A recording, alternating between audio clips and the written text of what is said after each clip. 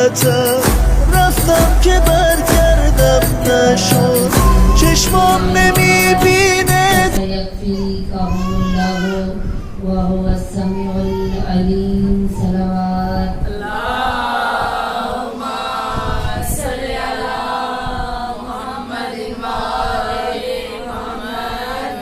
یا مقلب القلوب والابصار یا مدبر اللیل والنهار یا محول الحول والاحوال حول حالنا الى احسن الحال. صلوات اللهم صل على محمد وآل محمد. بسم اللہ الرحمن الرحیم. الحمد للہ الذی لا يبلغ مدحته القائلون ولا يحصي نعماءه العادون ولا يؤدي حقه المجتهدون الذي ليس لصفته حد محدود ولا نعت ممدود فطر الخلائق بقدرته ونشر الرياح برحمته ثم الصلاة والسلام على أشرف الأنبياء والمرسلين وخاتم النبيين أبي القاسم محمد. اللهم صل على محمد وآل محمد.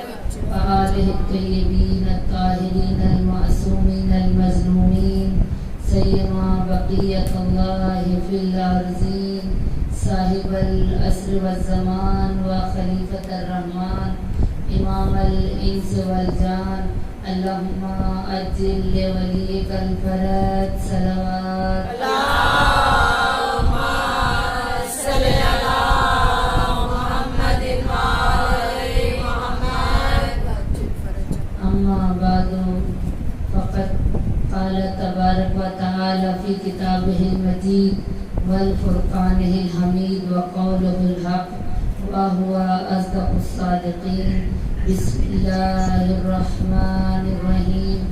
إنا علينا للهدى وإنا لنا للآخرة والأولى. صلوات اللهم صل على محمد وآل محمد. نعرہ تکبیر، اللہ اکبر. نعرہ رسالت، یا رسول اللہ. نعرہ رسالت، یا رسول اللہ. نعرہ حیدری، یا حیدری، یا کی جان علی ہے نعرہ حیدری، یا اس کی پہچان علی ہے نعرہ حیدری، یا جس کا ایمان علی ہے نعرہ حیدری، یا جن کا یہ عقیدہ ہے کہ علی کا نام لینے سے ختم قرآن کا ثواب ملتا ہے، ہاتھوں کو بلند کریں کہ نجف قوالی ہماری صدا پر لبیک کہے اور کہے کہ میرے چاہنے والے مجھے پکار رہے ہیں. کل کفا کو، حاجت روا کو، انما کو پکارنا ہے. جس نے ولیوں کی مدد کی، نبیوں کی مدد کی، ہر بندہ مومن کی مدد کرنے والا، ہر عاصی و گناہگار کی پہلی رات قبر میں آنے والے کو پکارنا ہے. بیمار میری مائیں بہنیں اپنی بیماریوں کو ذہنوں میں رکھتے ہوئے، حاجات والی مائیں بہنیں حاجات کو ذہنوں میں رکھتے ہوئے نجف کے والی کو صدا دینی ہے کہ نجف کا والی ہماری صدا پر لبیک کہے اور کہے کہ میرے چاہنے والے مجھے پکار رہے ہیں. نعرہ حیدری، حیدری، حیدری، حیدری، محمد وآل محمد. صلوات اللهم صل على محمد وآل محمد. صاحب مجھے مشکل سے کیا خطرہ، علی کا نام کافی ہے.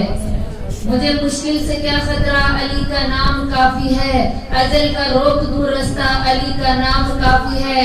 لہد میں یا علی کہہ کر اچانک سے جو اٹھ بیٹھی، لہد میں یا علی کہہ کر اچانک سے جو اٹھ بیٹھی، فرشتوں نے کہا سو جا، علی کا نام کافی ہے. نعرہ حیدری، یا حیدری، یا حیدری، یا مولا علی نشان پر بلند صلوات. اللهم صل على محمد وآل محمد. الحمدللہ آل نبی نہیں تو قیام ابتر، سجود ابتر.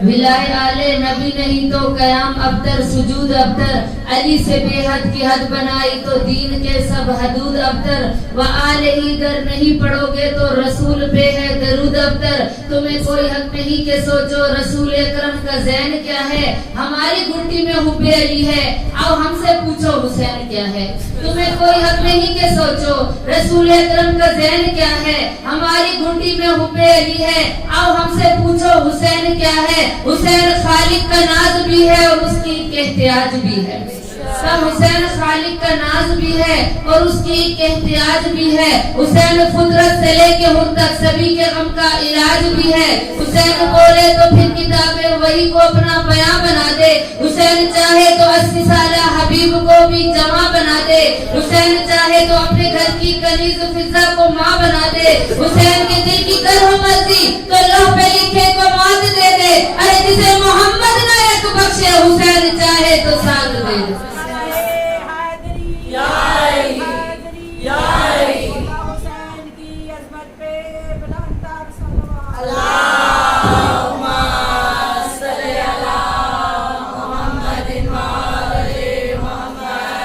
ہمیشہ کی طرح سب سے پہلے تمام تر تعریفیں تمام حمد و ثنا اس خالق اکبر کے لیے کہ جس کی قبضہ قدرت میں ہماری جانیں ہیں وہ عظیم پروردگار جو رحمان بھی ہے اور رحیم بھی ہے وہ ایسا رازق ہے کہ پتھر میں موجود کیڑے کو رزق عطا کرنے والا ہے وہ عظیم خالق منان جو انسان سے سب سے زیادہ محبت کرنے والا ہے کہ حدیث قدسی میں ارشاد فرماتا ہے کہ اے میرے بندے میں تجھ سے 70 ماؤں سے زیادہ محبت کرتا ہوں وہ رب جو انسان کو کسی مصیبت اور پریشانی میں تنہا نہیں چھوڑتا یہ دنیا انسان کو مشکلات میں چھوڑ جاتی ہے رشتہ دار مصیبت میں چھوڑ جاتے ہیں بیماری میں چھوڑ جاتے ہیں واحد ذات خدا کی ہے کہ جو اپنے بندے کو نہ تنہائی میں چھوڑتا ہے نہ اجتماع میں چھوڑتا ہے نہ پریشانی میں چھوڑتا ہے نہ مصیبت میں تنہا چھوڑتا ہے جب دنیا چھوڑ کر چلی جائے اللہ فرماتا ہے میرے بندے تو میرے سائے کے نیچے آ جا تو میری رحمت واسعہ کے نیچے آ جا تیرا رب تجھے پھر بھی پکارے گا تیرا رب تجھے اسی طرح سے آغوش میں لے لے گا کہ جس طرح بچہ بلک رہا ہوتا ہے ماں کے سینے سے لگتا ہے بچے کو قرار آ جاتا ہے بچے کو سکون آ جاتا ہے کیونکہ یہ تو ایک فطری محبت ہے جو ماں کے دل کے اندر بچے کی رکھی اور بچے کے اندر ماں کی محبت رکھی عزیزان گرامی وہ اللہ 70 ماؤں سے زیادہ محبت کرتا ہے جب ایک ماں کے پاس جانے سے بچے کو سکون آ جاتا ہے خود سوچیں ذرا جو 70 ماؤں سے زیادہ محبت کرنے والا ہو جب ہم اس کی رحمت واسعہ کے سائے میں آ جائیں گے تو سوچیں کتنا سکون ہوگا کتنا اطمینان قلب ہمیں محسوس ہوگا اسی لیے خدا نے قرآن میں کہا الا بذکر اللہ تطمئن القلوب کہ اے انسان تو سکون کے لیے اپنا دن رات ایک کر رہا ہے اتنی مصیبتوں کو اٹھا کر تو کاروبار کے پیچھے جاتا ہے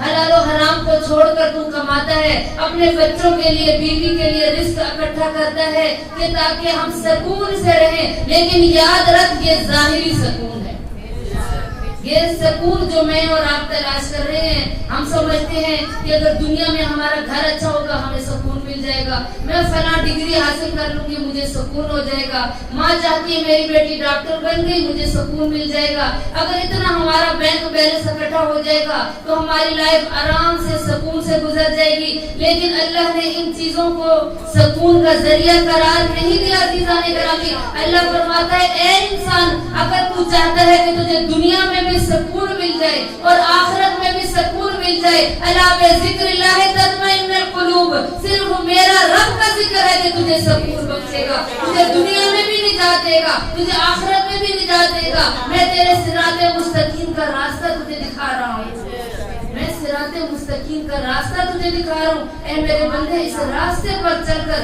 جب تو اپنے پروردگار کے پاس آ جائے گا تو پھر سوچ تو عام بندہ نہیں رہے گا بلکہ تیرے کان میرے کان بن جائیں گے تیری زبان میری زبان بن جائے گی تیرے آنکھیں میری آنکھیں بن جائیں گی تیرے ہونٹ میرے ہونٹ بن جائیں گے تیرے ہاتھ میرے ہاتھ بن جائیں گے شاید کوئی مومنہ یہ سوچ رہی ہو کہ پڑھنے والی غلط پڑھ رہی ہے سورہ توحید میں اللہ کہتا ہے لم یلد ولم یولد ولد کہ میرا تو کوئی نہ باپ ہے، نہ میں کسی کا بیٹا ہوں، نہ میرے ہاتھ ہے، نہ میرے پاؤں ہیں، نہ میری زبان ہے، نہ میری آنکھیں. نہیں عزیزان گرامی، جو رب کے راستے پر چل جاتا ہے اللہ اس کو ید اللہ بنا دیتا ہے، اس کی زبان کو لسان اللہ بنا دیتا ہے، اس کی آنکھوں کو عین اللہ بنا دیتا ہے، پھر پورے کا پورا وہ وجہ اللہ بن جاتا ہے. جو خدا کے راستے کو اختیار کر لے وہ ہمارے سامنے ہستیاں موجود ہیں. وہ واحد ذات ہے علی ابن ابی طالب کی کہ جس کے لیے کہا کہ علی کا ہاتھ اللہ کا ہاتھ ہے، علی کی آنکھیں عین اللہ ہے، علی کی زبان لسان اللہ ہے، علی کے ہاتھ ید اللہ ہے، علی پورا کا پورا وجہ اللہ ہے، یعنی اللہ کا چہرہ ہے. اور ہمیں دکھایا علی ابن ابی طالب نے. علی فرماتے ہیں میں رسول کے ساتھ اس طرح سے رہتا تھا جیسے اونٹنی کا بچہ ہر وقت اپنی ماں کے ساتھ ہو جائے.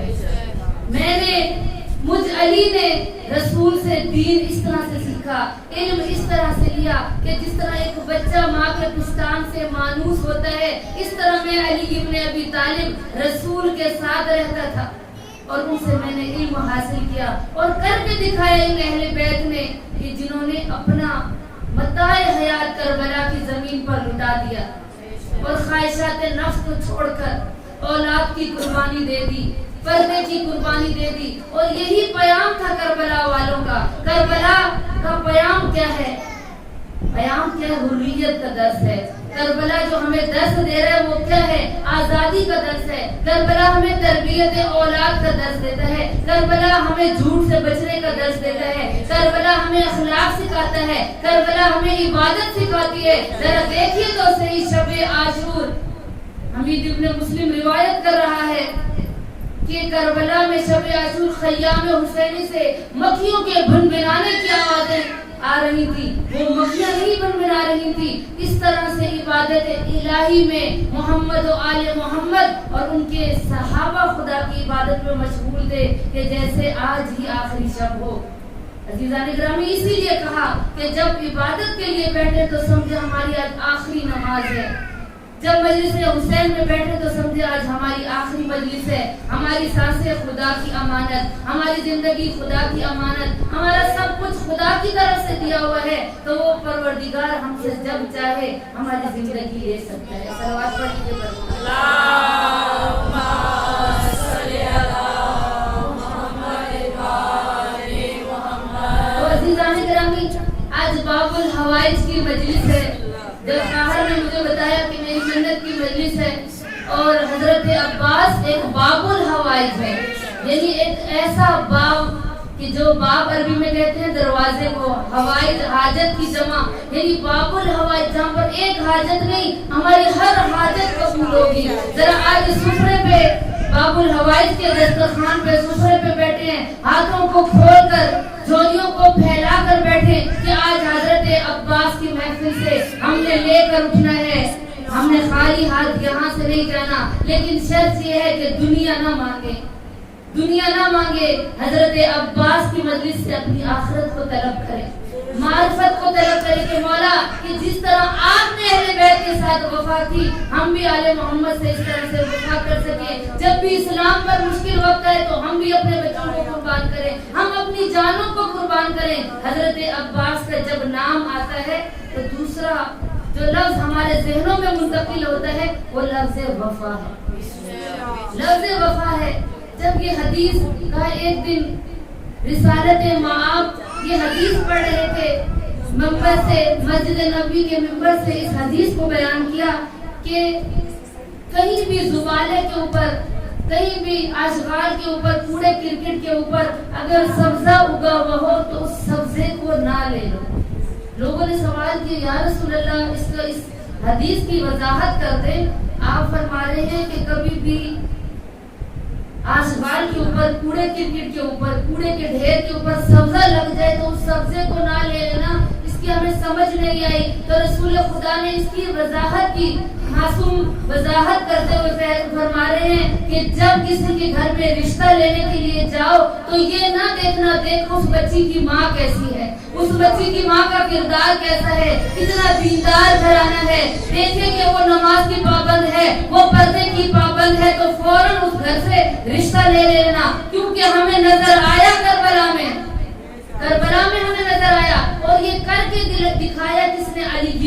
अबी तालिब से कि अली इब्न अबी तालिब के भाई जनाब अकील नस्साबा थे। नस्साबा किसे कहते हैं? जो नस्ब के भी माहिर होते हैं, क्योंकि बड़े बड़े अरब तारीख कहती है कि बड़े बड़े अरब जनाब अकील के सामने आने से शर्माते थे। क्यों? क्योंकि जनाब अकील को पता था कि इसकी माँ का किरदार क्या है, इसके बाप का किरदार क्या है, इसकी नानी का किरदार क्या है, इसकी दादी का क्या किरदार है। बड़े बड़े अरब के उमरा और रईस जनाब अकील के सामने आने से घबराते थे।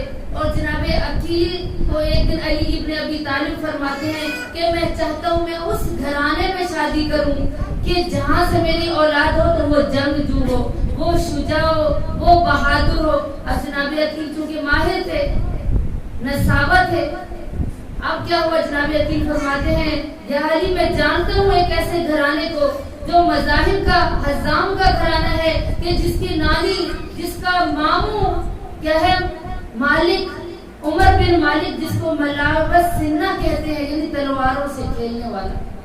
अब जनाब अकील ने तारुफ करवाया और कहा कि या अली आप उधर से रिश्ता मांगे, यकीनन औलाद होगी तो बहुत बहादुर होगी कि जिसका मामू ऐसा है, जिसका चचा ऐसा है, जिसका बाप ऐसा है, आप वहाँ से रिश्ता तलब करें। अब जनाब अकील रिश्ता लेकर आए जनाब हज़ाम के पास, जनाब उम्मुल बनीन के वालिद के पास, कलाबिया खानदान के पास आए।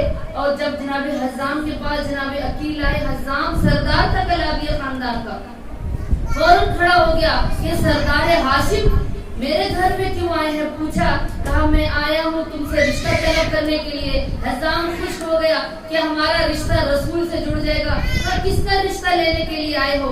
जनाब अकील फरमाते हैं मैं अपने भाई अली इब्न अबी तालिब का रिश्ता लेकर आया हूँ, आपकी बेटी का रिश्ता लेकर आया हूँ। और हज़ाम खुश हो गया कि औलादे ज़हरा के साथ, औलादे रसूल के साथ रिश्ता हो जाएगा, इससे बढ़कर मेरे लिए क्या सआदत है। फौरन बेटी जनाब उम्मुल बनीन का असल नाम अजीज़ान ग्रामी जनाब फातिमा था, असल नाम फातिमा था।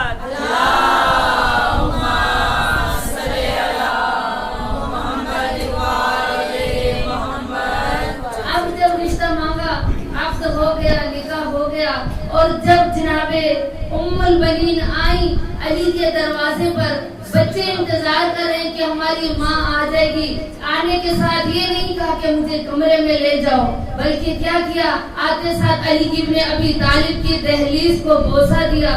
बोसा दे रही थी, एक तरफ से इमाम हसन पढ़े, एक तरफ से इमाम हुसैन पढ़े और कहा माँ अंदर आ जाए। कहा मुझे माँ न कहना, मैं औलादे ज़हरा की कनीज बनकर आई हूँ, मैं माँ बनकर नहीं आई हूँ, मैं आप लोगों की नौकरी करने के लिए आई हूँ, मैं आपकी खादिमा बनकर आई हूँ। अब बच्चे अपने घर ले गए, अपने कमरे में ले गए।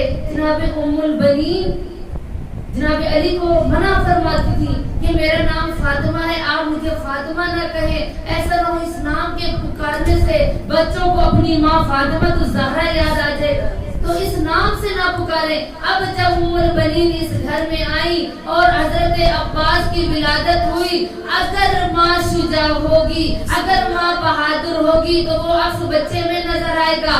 माँ ने अहले बैत से वफा की, अब वही अक्स हजरत अब्बास में नजर आ रहा है, वही अक्स हमें हजरत अब्बास में नजर आता है। और अगर माँ मैसूना हो तो बेटा यजीद पैदा होता है, और अगर माँ हजरत फातिमा हो तो बेटे हसनैन पैदा होते हैं, और अगर माँ हिंदा हो शहीदों का जिगर चबाने वाली हो तो फिर बेटा यजीद व माविया जैसे पैदा होते हैं, और अगर माँ उम्मुल बनीन जैसी हो तो बेटा अब्बास बावफा जैसा पैदा होता है।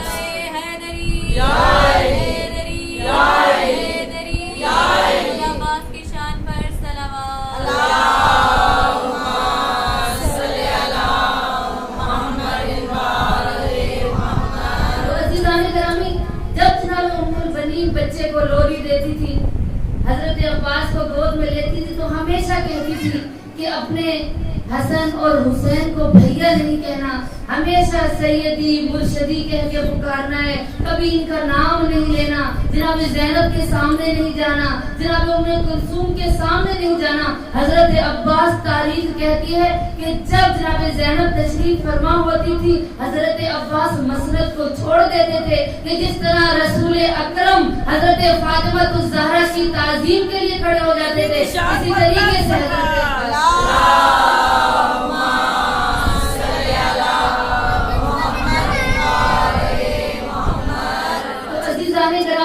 ایک دن حضرت عباس کو جناب زینب نے گود میں لیا اور گود میں اٹھانے کے بعد کان میں کچھ سرگوشی کی۔ حضرت علی ابن ابی طالب دیکھ رہے تھے، پوچھا زینب بھائی سے کیا گفتگو کر رہی ہو؟ کہا کہ بابا کوئی بات نہیں کی، بلکہ ماں زہرا کا سلام دیا ہے، کیونکہ ماں نے مجھے وصیت کی تھی کہ تمہارا بھائی عباس پیدا ہوگا تو میرا اس کو سلام کہہ دینا۔ میں امانت پہنچانے کے لیے ان کے کان میں ماں زہرا کا سلام دے رہی ہوں۔ عزیزان گرامی، پتہ چلا کہ امانت میں خیانت نہیں کرنی ہوتی، اور تاریخ کہتی ہے اگر یہ آل محمد کا گھرانہ نہ ہوتا تو جو لغت عربیہ کے اندر الفاظ اخلاق کے، عبادت کے، کردار کے الفاظ ہیں، تو کہا کہ وہ الفاظ کا کوئی معنی نہ ہوتا دنیا میں اگر آل محمد کا گھرانہ نہیں ہوتا۔ ہم نے دیکھا حدیث قصہ میں، ابھی تھوڑی دیر پہلے حدیث قصہ کی تلاوت ہوئی کہ دیکھیں کہ جناب حسنین آتے ہیں تو ماں کیا کہتی ہے؟ اے میرے لخت جگر، یا قرۃ عینی، اے میرے آنکھوں کی ٹھنڈک، اے میرے دل کا میوہ۔ اور باپ ماں کو کس طرح سے بلا رہا ہے، بیٹے ماں کو کس طرح سے مخاطب کر رہی ہیں، یہ پورا ہمیں حدیث قصہ میں ملتا ہے کہ ہمیں بھی بچوں کے ساتھ ایسے گفتگو کرنی چاہیے، بچوں کو لمس دینا چاہیے، بچوں کی تربیت کرنی چاہیے۔ تو عزیزان گرامی، یہ گھرانہ ہے جو ہمیں سکھاتا ہے کہ تربیت اولاد کتنی ضروری ہے۔ وہ کر کے دکھایا جناب ام البنین نے۔ کوئی کہے کہ وہ تو ایک آقا زادی تھی تو وہ کر سکتی ہے، ہم نہیں کر سکتے۔ عزیزان گرامی، وہ گھرانہ ہمارے لیے آئیڈیل ہے کہ ہم ان کی سیرت پر چلیں، ان کے روش پر چلیں، ان کے طریقے پہ چلیں۔ ہم اگر چلیں گے تو ان کی سیرت پر، تو ہماری دنیا و آخرت کی نجات یہ ہے۔ آج ہماری مائیں بہنیں رشتہ طلب کرنے جاتی ہیں کہ خوبصورت لڑکی ہو، رنگ بالکل سفید ہونا چاہیے، چاہے بچی بد اخلاق ہو، چاہے بچی بد کردار ہو، چاہے بچی پردہ نہ کرتی ہو، نماز نہ پڑھتی ہو، لیکن خوبصورت ہو۔ اور ہم کیا دیکھتے ہیں؟ ڈگری۔ میرے سے خود کتنی خواتین کہتی ہیں کہ خانم آپ جاتی ہیں تو کوئی اچھا سا رشتہ دیکھے، لڑکی خوبصورت ہو۔ کبھی آج تک ممبر پر بیٹھ کر کہہ رہی ہوں، کسی خاتون نے نہیں کہا کہ نمازی دیکھے، دیندار گھرانہ ہو، یہ نہیں کہا، بلکہ حتی اگر یہاں تک خواتین کہتی ہیں گلی بھی ان کے گھر کی ٹھیک ہو تاکہ ہماری گاڑی آرام سے چلی جائے۔ عزیزان گرامی، اب وہ گھر میں جب لڑکی آئے گی، نماز نہیں پڑھتی، غسل آتا نہیں، وضو آتا نہیں، تو وہ کیسے اولاد کی تربیت کرے گی؟ وہ بچے کیسے سپاہی امام زمانہ بنیں گے؟ وہ بچے کیسے مجلس حسین میں بیٹھیں گے؟ جب وہ ماں ہی دیندار نہیں ہے تو بچے دیندار کہاں سے ہوں گے؟ ماں نماز نہیں پڑھتی، بچی کیسے نماز پڑھے گی؟ ماں شوہر سے اچھے طریقے سے گفتگو نہیں کرتی ہے۔ مجلس حسین ہمیں یہی سکھاتی ہے کہ ہم اخلاق اپنا درست کریں، اپنا کردار درست کریں۔ عزیزان گرامی، بچی عبادت کیسے کرے گی جب ماں نہیں کرتی؟ آج ہماری بچیوں کو وضو نہیں آتا، آج ہماری بچیوں کو قرآن نہیں آتا، اور ماں الحمدللہ کہتی ہے کہ میری بیٹی ڈاکٹر بن گئی ہے، میری بیٹی MBBS بن گئی ہے۔ اس کے MBBS کی ڈگری کس کام کی؟ جس کو بولنے کا پتہ نہیں، جس کے کردار سے بدبو آتی ہو، جس کا پردہ ٹھیک نہ ہو، جو اول وقت میں نماز نہ پڑھتی ہو، جس کو غسل نہ آتا ہو۔ عزیزان گرامی، وہ کیا مجلس حسین تو ہو رہی ہے، کیا وہ مجلس حسین قبول ہوگی؟ میری مائیں بہنیں بیٹھی ہیں، اس بات کی گواہی دیں کہ اہل بیت ہم سے راضی ہوں گے کہ جب ہماری باری آتی ہے تو ہم تلاش اس چیز کو کرتے ہیں۔ علی ابن ابی طالب نے جناب عقیل سے کیا کہا کہ اس گھرانے سے میں نے شادی کرنی ہے جو شجاع و بہادر ہو، کہیں نہیں لکھا کہ خوبصورت ہو جائے، اس کے پاس یہ ڈگری ہو، بڑے گھرانے کی لڑکی ہو، امیر ترین گھرانہ ہو۔ اب ہمیں علی ابن ابی طالب کے درس سکھا رہے ہیں، جس علی کو میں اور آپ چاہتے ہیں، جس علی کو میں اور آپ مانتے ہیں، جس علی کے میں اور آپ نعرے لگاتے ہیں، اس کا کردار جب یہ ہے تو میں اور آپ इस जगह पर बैठे हैं और हम कहेंगे अली साकी कौसर है, हमें हौज़ कौसर से सैराब करेंगे, अली हमारे हाथ को पकड़ के हमें जन्नत में ले जाएंगे। अजीज़ान ग्रामी, अली इब्न अबी तालिब अमीरुल मोमिनीन है, मोमिनों के अमीर है। अली इब्न अबी तालिब इमामुल मुत्तकीन है, मुत्तकियों के इमाम है, नमाजियों के इमाम है। बेहिजाब खवातीन का अली से कोई रिश्ता नहीं, बेहिजाब खवातीन का, बेनमाजियों का अली के और ज़हरा के साथ कोई रिश्ता नहीं है। अली इब्न अबी तालिब ने हालत सजदा में इस दुनिया से रुखसत हुए, हालत सजदा में ज़रबत लगी है। हुसैन से मोहब्बत है तो भी सजदे की हालत में। आज हमारी बच्चियों का मदरसों में और मजालिस में क्यों दिल नहीं लगता? क्योंकि ये वालिदैन की ही तरबियत है। आज हम कहते हैं हम बच्चों को साथ ले आए तो मोबाइल दे देते हैं कि हम मजलिस सुने, हमारा बच्चा मोबाइल पे गेम खेले। बच्चा आराम से मजलिस हुसैन में कार्टून देख रहा है, माँ मजलिस सुन रही है। अब बच्चे को पता चला कि मजलिस से ज्यादा तरजीह मोबाइल है। जहाँ मजलिस हुसैन में भी माएँ बच्चों को मोबाइल दे देती है कि मोबाइल से खेलें। अब बच्चे की नजर में मजलिस की कोई अहमियत नहीं है। बच्चे को पता चल रहा है कि कार्टून ज्यादा अहम है इस मजलिस से। ये कौन तरबियत कर रहा है? ये मैं और आप तरबियत कर रहे हैं। ये मैं खुद मिंबर से देखती हूँ, खवातीन ऐसे करती हैं। अज़ीज़ान ग्रामी, बच्चों की तरबियत मुहिम है इस दौर में। चाहे आप सुबह से शाम तक अशरे करवाएं, अपने घर में मजलिस हुसैन करवाएं, माजरत के साथ अगर कोई नाराज हो जाए मोमिना तो, लेकिन ये मेरी ड्यूटी है इस मिंबर से हक बयान करने को कि जरूरी है कि हम अहले बैत के रास्ते पर चले। आज दुश्मन चालाक हो गए। आपको पता है इस बिल के साथ 25 करोड़ रुपए दिए इस बिल की मंजूरी के लिए।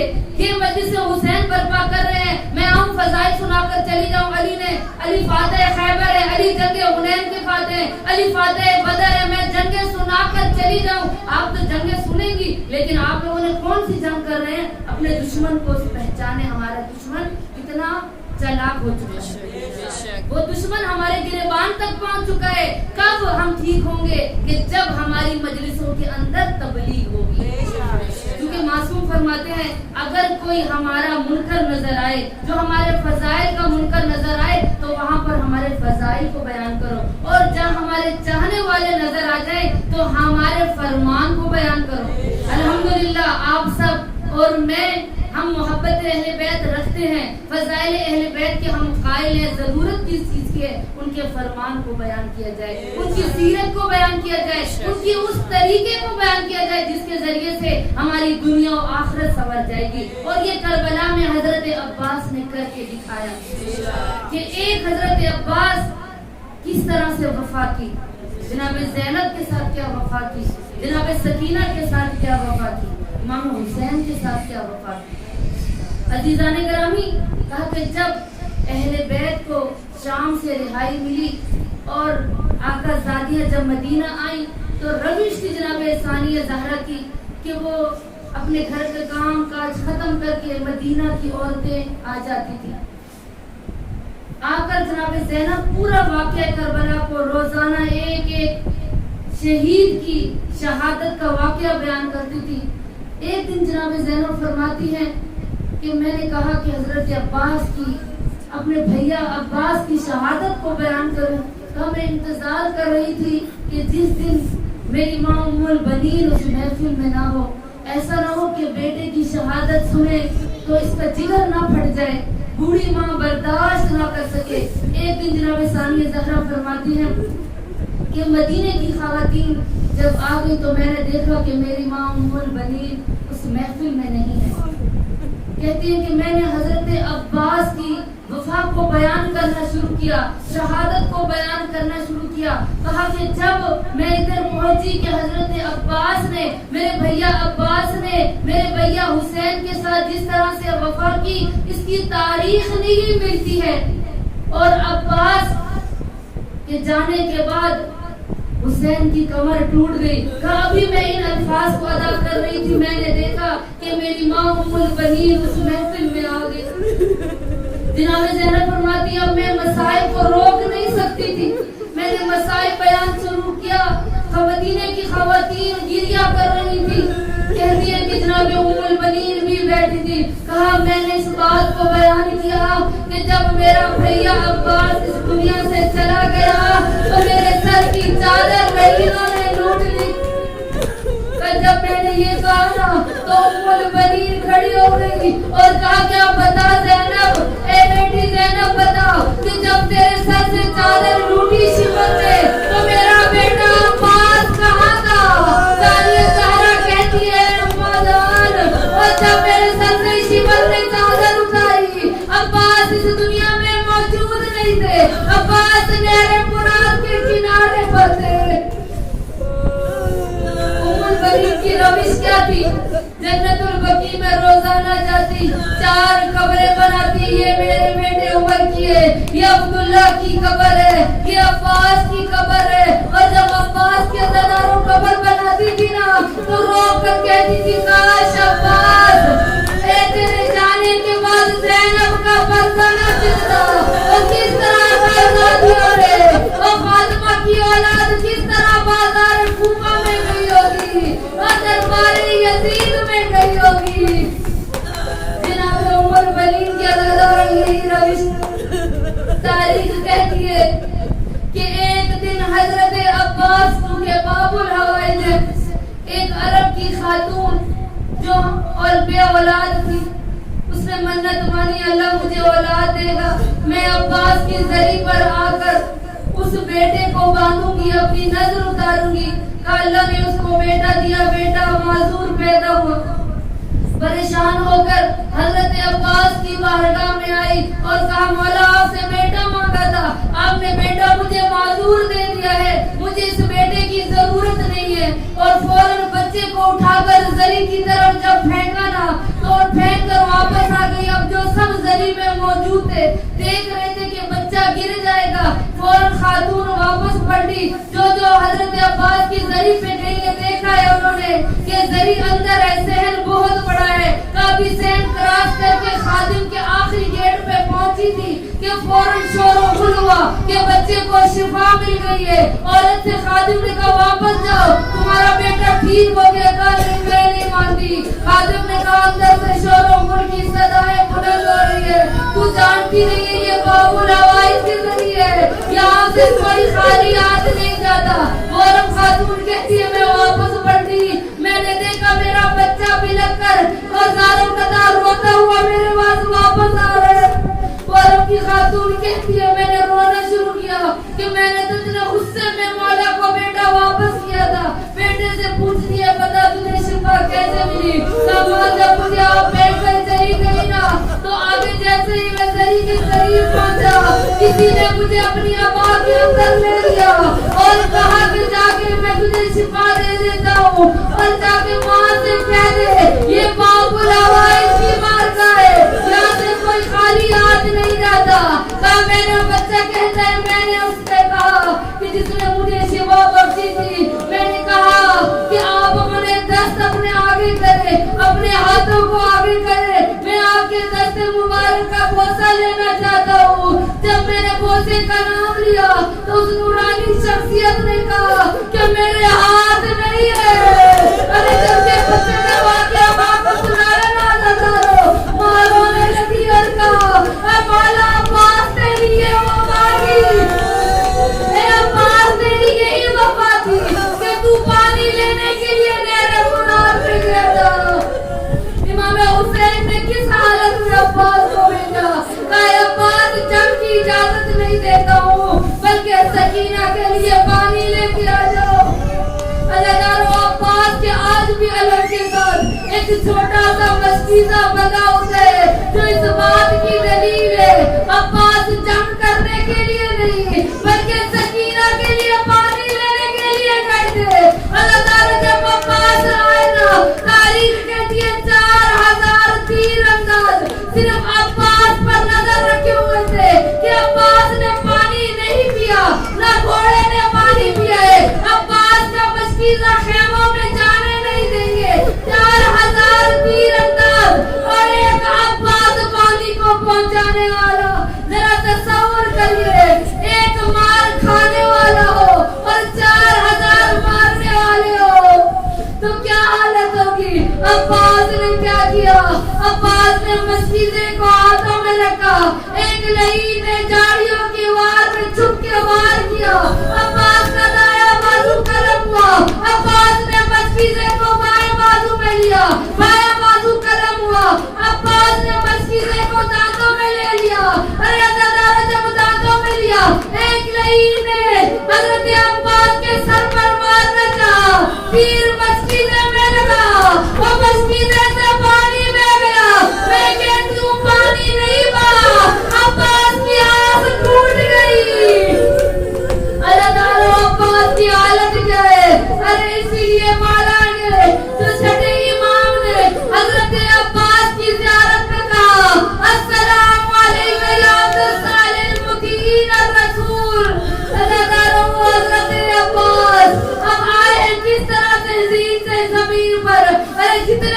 शहीद हुए ना हज़ारों, उनमें और हजरत अब्बास में फर्क यही था।